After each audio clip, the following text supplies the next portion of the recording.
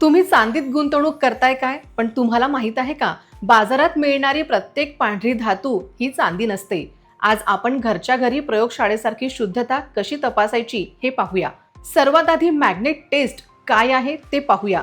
विज्ञानानुसार चांदी हा पॅरामॅटिक धातू आहे, म्हणजेच तो मॅग्नेटला अजिबात चिकटत नाही. जर तुमचं चांदीचं नाणं किंवा दागिना मॅग्नेटला थोडा जरी ओढला गेला तर हो दर्शकांनो, मी तुम्हाला सांगते, जर तुमचा मॅग्नेट थोडा जरी ओढला गेला तर त्या निकेल किंवा कोबाल्टी भेसळ आहे असं समजा.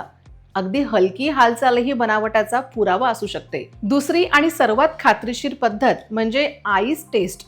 चांदी हा उष्णतेचा सर्वोत्तम वाहक आहे. चांदीच्या नाण्यावर किंवा दागिन्यांवर बर्फाचा तुकडा ठेवा. जर बर्फ सामान्य वेगापेक्षा खूप वेगाने वितळू लागला तर ती शुद्ध चांदी आहे. तुम्हाला असं वाटेल की बर्फाखाली गरम कोळसा ठेवलाय. थांबा, तुमच्या अंगठ्याने स्क्रोल करू नका. ज्यात तुम्ही पैशाची गुंतवणूक करत आहेत त्यांच्या अजून काही टेस्ट आहेत. चांदीला एक विशिष्ट मॅटॅलिक आवाज असतो. जर ती आदळल्यावर खणखण आवाजाऐवजी दबलेला आवाज आला तर सावध व्हा.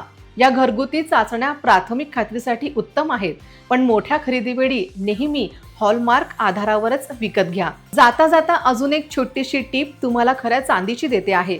चांदीला पांढऱ्या सुती कापडाने घासून पहा.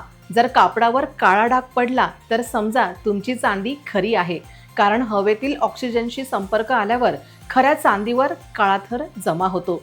महिलांनो, दागिने घेताना नेहमी जागरूक राहा आणि हॉलमार्क BIS नक्की तपासा.